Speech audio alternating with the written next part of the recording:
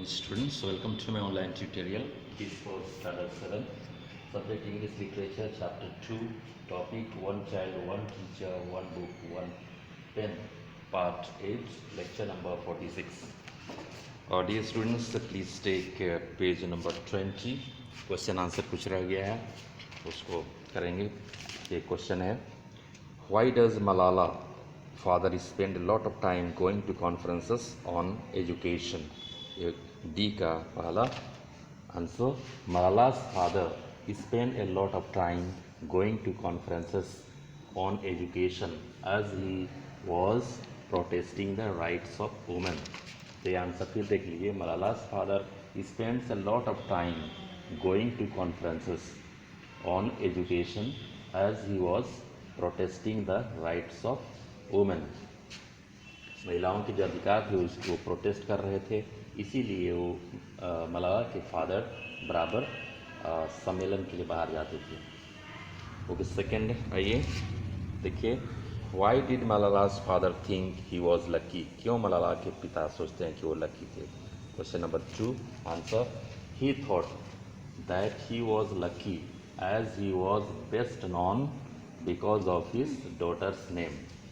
Answer फिर देख लिए, he thought that he was lucky as he was best known because of his daughter's name.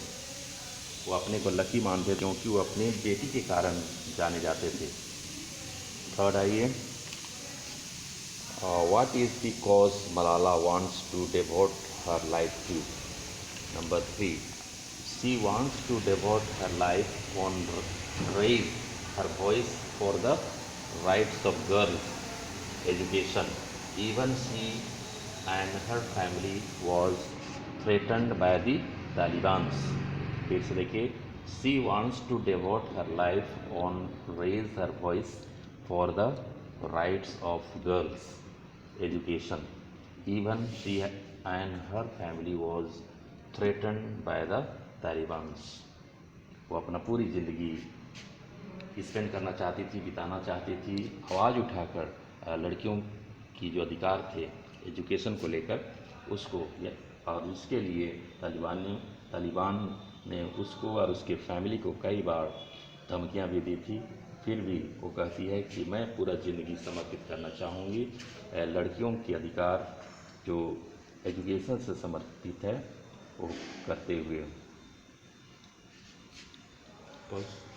Students page number 22 लिखिए. 22, complete this sentences with is और are. ये भी देख लीजिएगा, मलाला इज़ सॉल्विंग, यहाँ पर इज़ भरिएगा, is solving a puzzle. The audience, यहाँ भी इज़ भरिएगा, is listening to Malala. The people in the audience, यहाँ पर आर भरिएगा, are listening to Malala. All that he work for, यहाँ पर इज़ भरिएगा, इज़ लॉस्ट. ही, यहाँ पर is at a conference. Conferences, यहाँ पर are a way to share ideas. हो गए स्टूडेंट्स, पेज नंबर 23 देखिए आपके बुक में, where the mind is without fear. ये जो पोएम है रविंद्रनाथ टैगोर द्वारा लिखा गया है. इसमें देखिए थोड़ा सा इसका भी समरी बता देंगे. Where the mind is without fear and the head is held high where knowledge is free. यहाँ पर रविंद्रनाथ टैगोर आज़ादी के पहले कई लिखा हुआ है. ईश्वर से प्रार्थना कर रहे हैं कि उनका देश कैसा हो. वो ईश्वर से प्रार्थना करते हैं कि उनका देश भयमुक्त हो, सभी अपनी डिग्निटी के साथ यहाँ पर जिए, ऐसा ईश्वर से वो विनती कर रहे हैं. वेयर नॉलेज इज़ फ्री, ईश्वर से कहते हैं कि यहाँ पर हर व्यक्ति का जो नॉलेज है वो फ्री हो, खुलकर बोलें. Where the world has not been broken up into fragments by narrow domestic walls. और ये भी विनती करते हैं ईश्वर से कि यहाँ के लोगों का जो विचार है, आइडियाज़ है, वो छोटे छोटे भागों में ना बटे, लोग को नैरो विचार ना हो, संकीर्ण विचार ना हो. Where words come out from the depth of truth. और ये भी कहते हैं कि ऐसा भारत हो जहाँ के लोग दिल की गहराई से बोलें, सच बोलें. Where tireless striving stretches its arm towards perfection. और ये कहते हैं कि यहाँ के लोग कड़ी मेहनत करें और उन्हें अपनी परफेक्शन मिले, जो भी लक्ष्य उनका है वो प्राप्त हो. Where the clear streams of reason has not lost its way.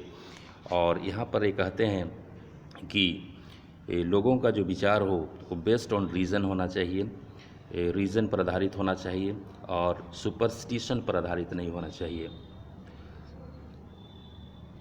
Where the clear streams of reason has not lost its way into the dreary desert and sand of dead habit, where the man is led forward by the।